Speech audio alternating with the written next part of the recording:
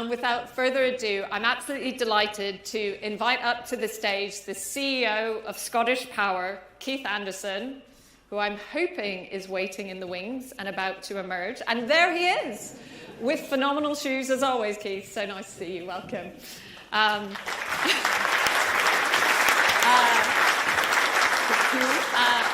without further ado, Rachel Reeves, Chancellor of the Exchequer.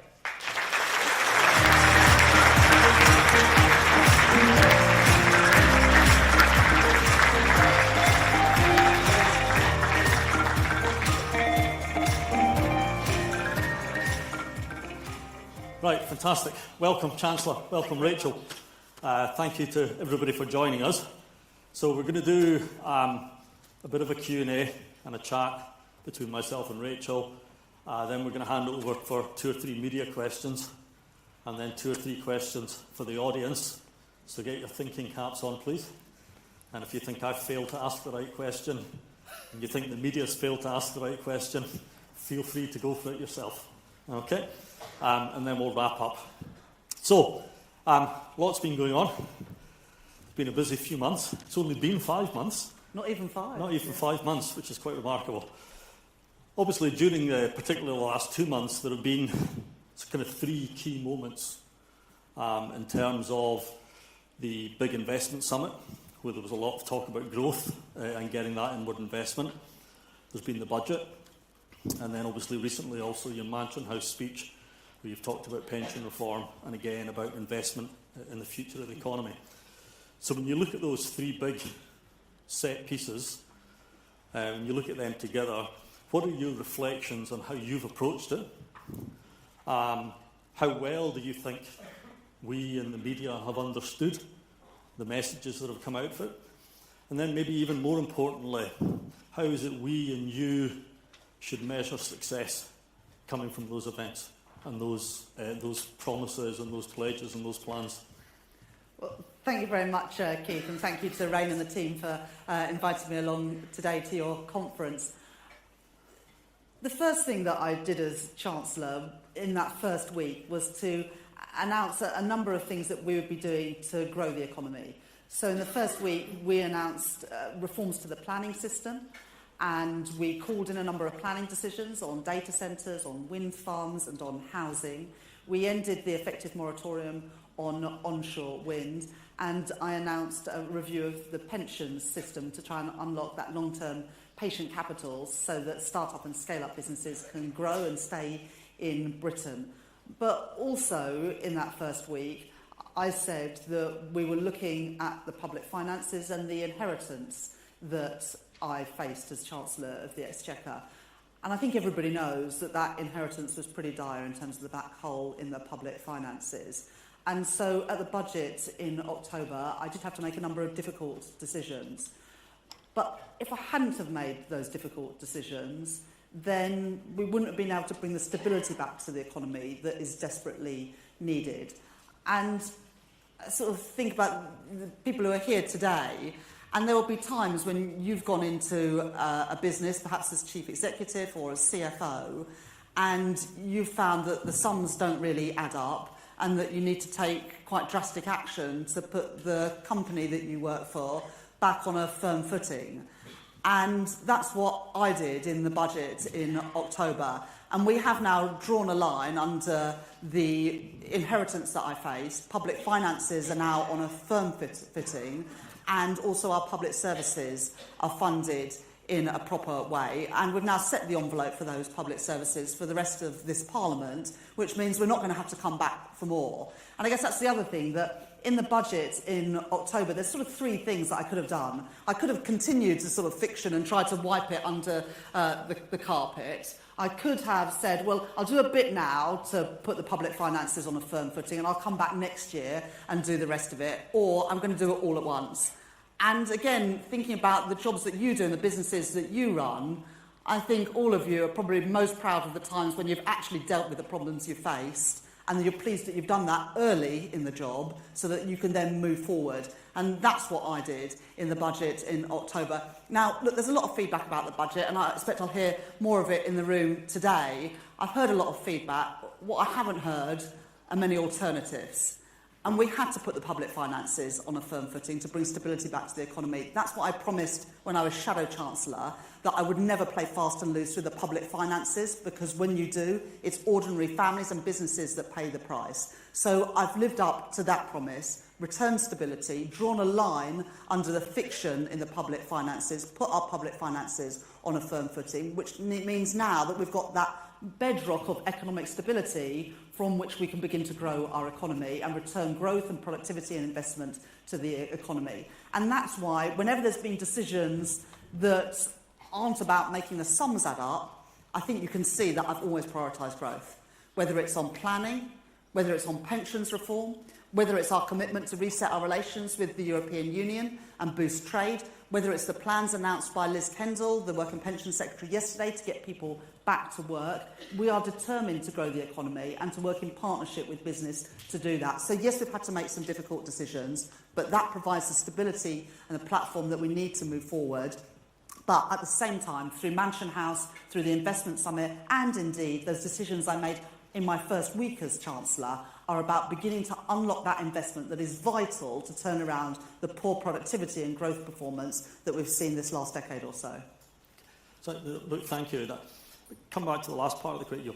What is it people should be looking for in terms of it starting to work? What are going to be the first signs of it starting to work?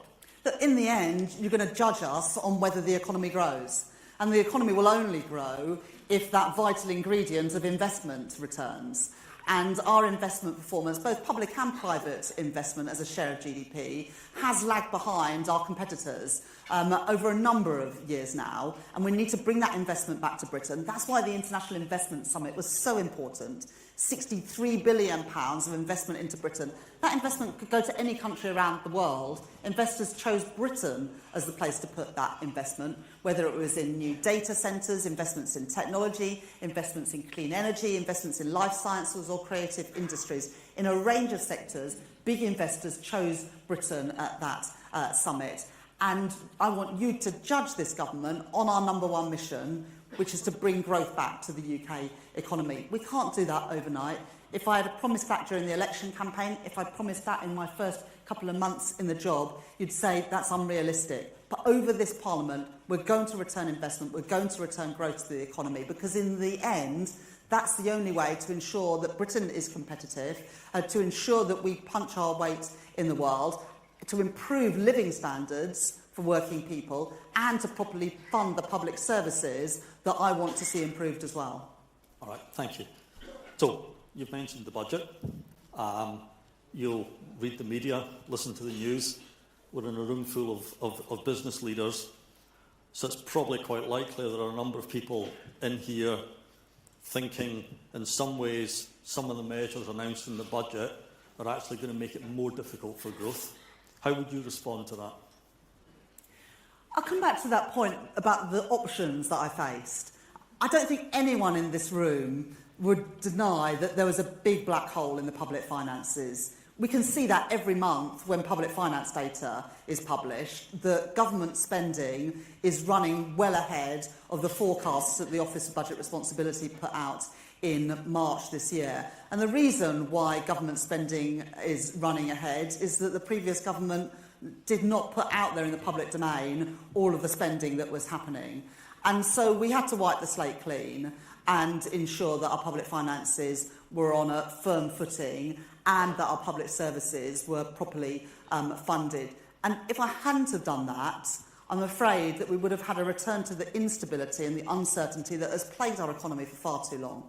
And we saw what happened just a couple of years ago when a government was not honest and realistic about the gap between the money coming in and the money being spent. I'm not going to be that sort of Chancellor. I'm going to be honest and level with people about the scale of the challenges that we face and also take the action needed to put those problems right. But we've done that now, and businesses can now be certain that we're never going to have to do a budget like that again. We have now got out into the open all the pressures on public finances and on public services, and we've set the spending envelope for the course of this Parliament. So public services now need to live within the means that we've set. That will have to be done through reform.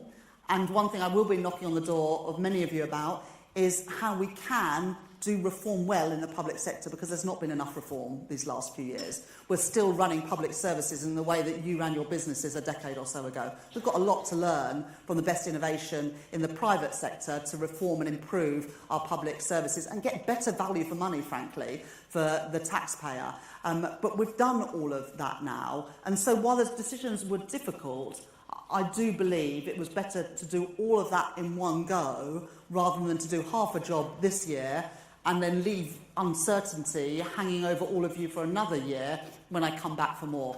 I haven't done that. We have now wiped the slate clean. You can be confident that we're not going to have to come back again and do another budget like this. So you can be confident about the tax rates we've set for this Parliament. And public services now need to live within the means that we've set them. Okay, good, thank you. So, the run-up to the election and after the election, the Labour Party and you and the Prime Minister and others clearly went on a huge big engagement with business and wanted to engagement in business. And I've heard you say many times this is all about being in partnership between government and business. That's how we generate the growth. Okay. Budgets, by their nature, people end up feeling a budget's been done to them. That's probably just the process of a budget.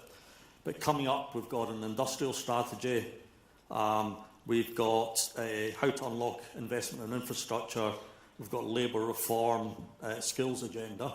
Those are big opportunities for business and government to work together.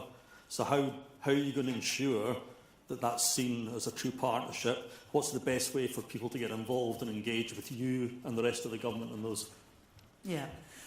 So first of all, look, it is the nature of budgets that you can't announce or consult in the way over tax rates that you can with other policies. I think the thing that I was proudest of in the budget was what we've been able to do around capital spending because of the fiscal rules that we've set out. The stability rule, so that for the first time this government is committing to balance day-to-day spending through tax receipts. That's incredibly important for me because I don't think you should be borrowing to fund day-to-day costs of running government. But then the investment rule, to get debt down as a share of GDP, but to count the financial assets on the government's balance sheet, not just the costs. So looking at the benefits of investment and not just the costs. And that has unlocked £100 billion additional capital spending during this Parliament that we wouldn't have otherwise seen. And that will be spending on energy projects, on transport projects, on R&D and technology, and also ensuring that our hospitals and our schools are properly maintained. And if we hadn't have done that, public sector net investment as a share of GDP would have fallen from around 2.5% to 1.6%. And instead, it will stay at those levels of around 2.5% for the duration of this Parliament. I think that of all the things we did in the budget, that has the potential to have the biggest impact on crowding in private investment and improving our infrastructure so that we can compete globally on energy projects, transport projects and data and technology and much more besides. But in those other areas, the modern industrial strategy, we've already announced the chair, Claire Barkley from Microsoft. We've been making more announcements about the composition of that Industrial Strategy Council in due course. We are now consulting on the 8 priority areas for the modern industrial strategy. I'm doing that in the Treasury for financial services, but in all of the other areas, whether it's advanced manufacturing, life sciences, the energy sector, we're consulting now ahead of publishing that industrial strategy next year. We are legislation, the second reading of the business rates bill is happening today, but over the course of this year we'll be consulting over the business rates reform. We were already at this budget able to put in £1.6 billion to stop there being that cliff edge of business rates relief. But we want to make sure that the system is fairer and works well, particularly for retail, hospitality and leisure, and also for our smaller businesses. As I said, Liz Kendall has announced plans to get more people back to work on that and also on making work pay. We will continue those consultations to make sure that we get the policy right, because I'm a firm believer that whilst government can legislate, it's going to be up to business to make those investments to help grow the economy, and we have to work in partnership. There is no policy that I don't think can't be improved upon through direct contact with business. So in all of those areas, And on the pensions reform, we've got a slot for pensions legislation in the spring next year. We want to work with business to make sure that we get those policies right. So I think I have worked very closely with a large number of you in the almost 5 months that I've been Chancellor of the Exchequer. I had the opportunity for the 3 years that I was Shadow Chancellor to work with many of you before that. But we want to keep that partnership, we want to keep that engagement in government to make sure that we get the policies right so they work for our economy, so that they work for your businesses, so that we can achieve what I think is now a national mission shared between all of us in this room to grow our economy and realise our potential as a country. Brilliant. Good. So the message is get involved. Indeed. Yeah. Okay. So we're going to go to media questions. Yes. If I first take a question from Sue from the Telegraph. Hi, Sue Chan from the Telegraph. Chancellor, as you and Keith have already alluded to, many businesses are disappointed with your maiden budget. In the CBI President's own words, I think many here are feeling milked. Instead of Labour being on the side of business, haven't you betrayed them with your tax rate? And you said in your remarks that you want to draw a line under everything. Does that mean that going forward there will be no more big tax rises on business? When I became Chancellor of the Exchequer, I faced a massive hole in the public finances, and we saw what happened in the last Parliament when a government lost control of the public finances, and it was ordinary businesses and families with higher borrowing costs and with that premium for instability who paid the price. I'm not going to be that sort of Chancellor.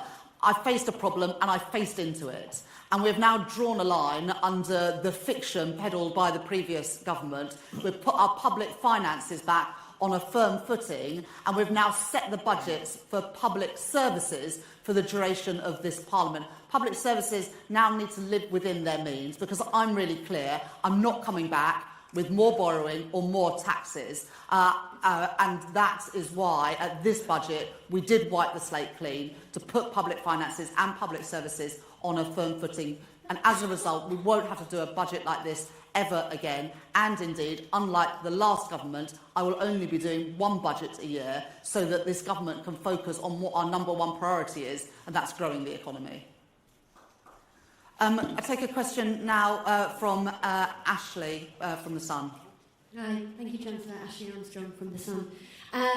Following on from Sue's comment, I mean, one of the things I've been hearing is that you're very comfortable in the City Mansion House. You've got a great reform, but great reception. But in terms of ordinary, traditional British businesses, which are kind of have the touch point with British customers on a daily basis, they're the ones who notice when the price of a pint goes up or the loaf of bread goes up. They're the big employers, and they're the ones that are being told that actually the cost of hiring and keeping staff is going to be so much more expensive.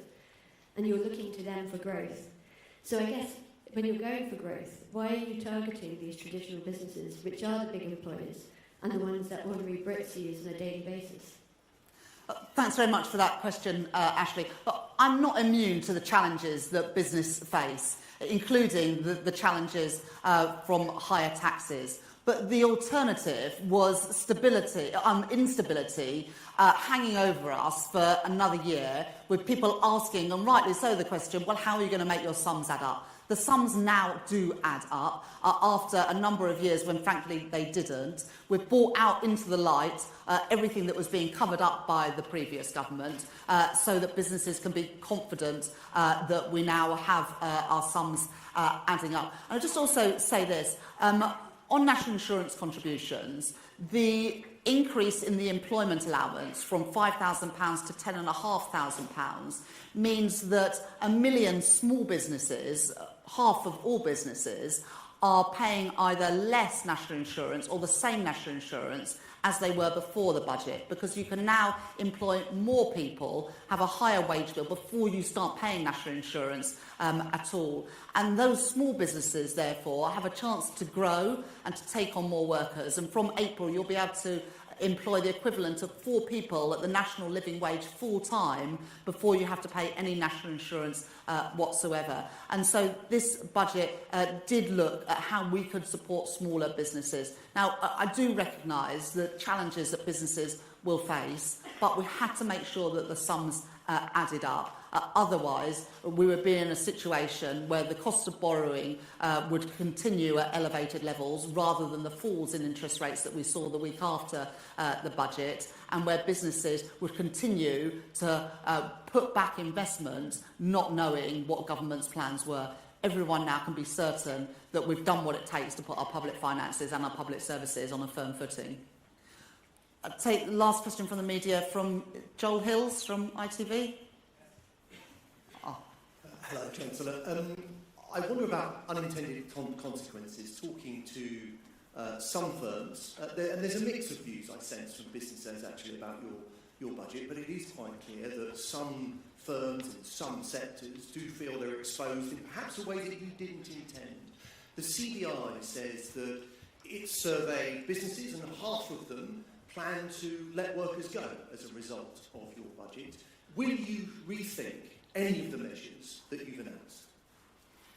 It's really important that the sums add up, and I'm determined to be the Chancellor that puts our public finances on a firm footing after all the instability that we've faced these last few years. We've made our decisions. I've had lots of feedback on the budget, but what I haven't heard is any credible alternatives to what I did to put our public finances on a firm footing. And if you take the measures in the budget in the round, the Office of Budget Responsibility say that unemployment falls, employment levels rise, wages rise, real household disposable incomes increase over the course of this Parliament. So if you take the measures that I set out in the budget in the round, it's good for jobs and it's good for growth.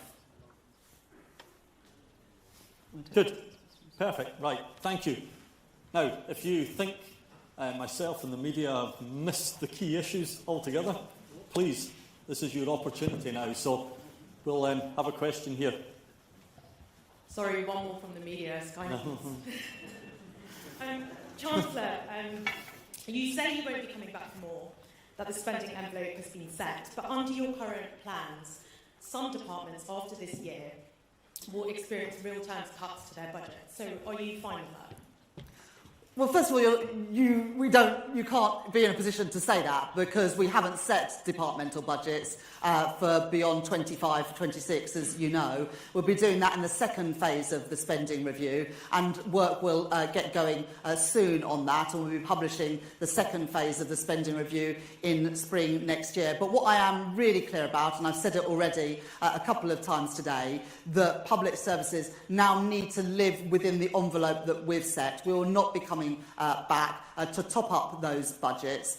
We have set the envelope for public spending, and it's through reform and through economic growth that we need to be able to properly fund our public services and to improve living standards for ordinary families. Good. Now all the media are going to behave themselves and not stick their hands up. Fine. We have a question just here. Thank you. Jo Bibby from the Health Foundation. We're concerned with the impact of poor working age health on productivity and growth. There's 2.8 million people out of work on health grounds. There's 3.8 million people in work with poor health. So you've talked about wanting to boost growth, but without addressing this working age health challenge, it's going to be a struggle. And we see time and again how the investment we need in prevention gets squeezed by the acute spending demands. So I'm interested, do you think this is a time to start now looking at different rules for prevention spending as government, as you do for capital, and what incentives can you give employers to put worker health at the top of their agenda? Well, thank you very much for that question, Jo.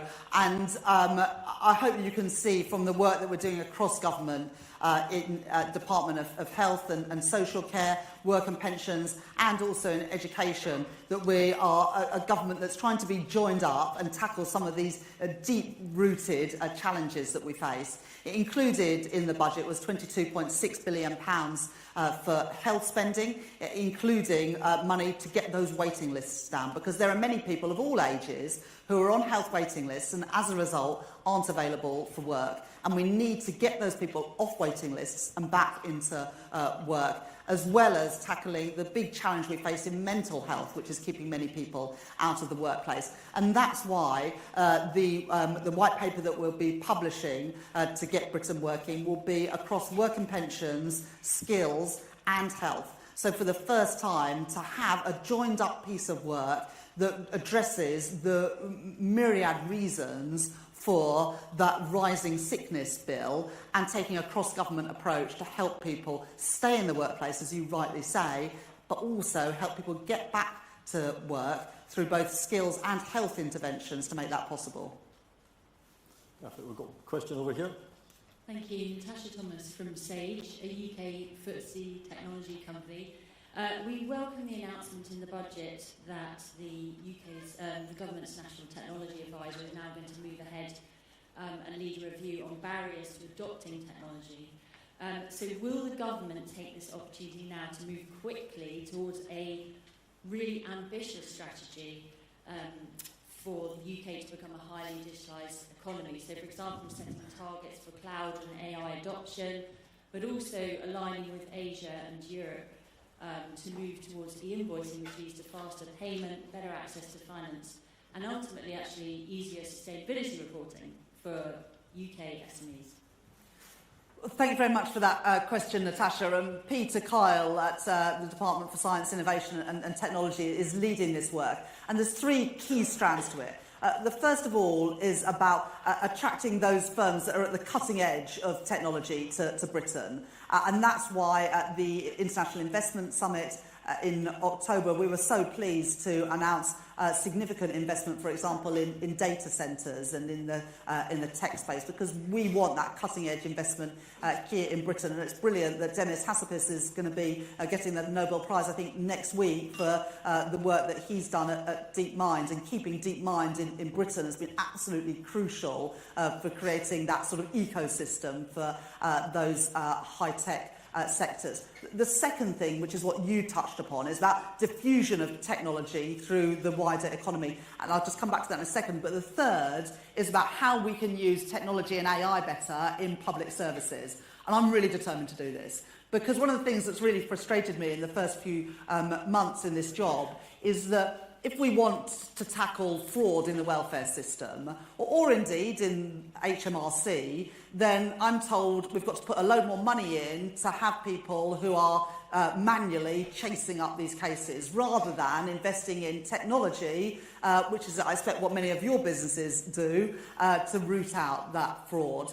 And we need, as a government, to be doing much more to embrace cutting-edge technologies, to improve the service that we deliver to the customers of government services, but also to reduce the costs. And as I said earlier, there's a huge amount that I want to learn from business to do that, because, frankly, government is behind the curve when it comes to this. But the point that you make is absolutely crucial for driving up productivity through the wider economy, because we see technology everywhere, but we don't seem to see it in the productivity numbers. And that is because, and Andy Haldane has sort of set this out really well, both when he was chief economist at the Bank of England and since when he's been at the RSA, that we've got this long tail of businesses with low productivity. And if we can spread that diffusion of technology, which I know is something that Sage, with the work that you do with small businesses, is absolutely keyed into, if we can do that, we have a chance of lifting both our productivity performance and therefore our growth numbers, but also, crucially, the incomes of working people. And I want to work with businesses like Sage to do that. And I know that Peter Kyle and Matt Clifford and Patrick Vallance and others in government are really determined to make sure that not only are we attracting businesses at the frontier of technology, but we're also diffusing that technology, as you say, Natasha, through the wider economy. Right, fantastic. Thank you. So we're going to wrap up in just a minute. We're going to just finish on my favourite topic, which is optimism, as you know. Okay, being a Scotland fan, you have to be optimistic in life. Otherwise, it's just not worthwhile living. So, you've done the difficult stuff. You've done the budget. You've taken the hard decisions. You've faced up to the criticism.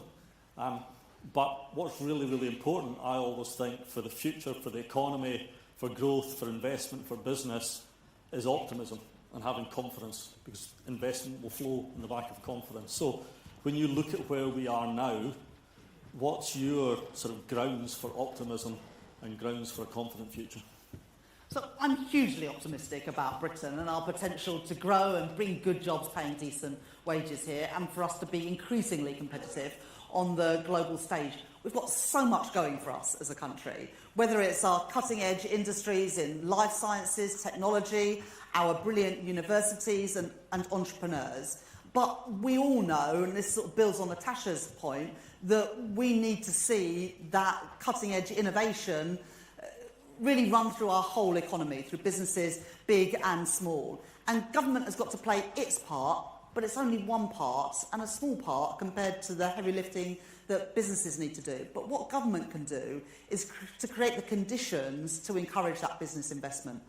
First of all, that's providing that rock of stability so that businesses can look to the future with confidence, knowing that the rules of the game have been set, and they now have been.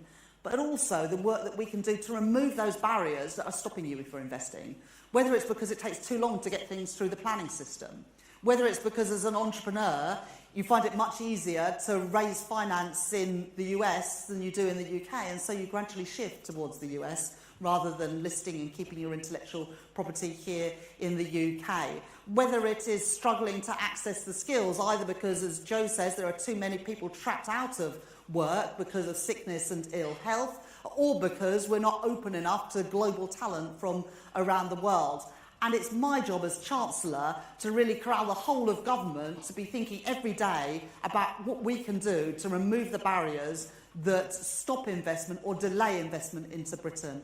And whether it's the announcements that I made in my first week as Chancellor on planning and pensions, whether it is the £63 billion that we brought in at the International Investment Summit, whether it's the Mansion House speech and regulating for growth, not just regulating for risk, or indeed whether it's what we did at the budget in returning stability to the economy, this government have already got started in less than 5 months to do the things that I know are necessary for unlocking growth. And I want to work with all of you to fulfil our potential as a country to make this the best place to start a business, to grow a business and to invest in. And together, working together, I know that we can do just that. Brilliant. Thank you.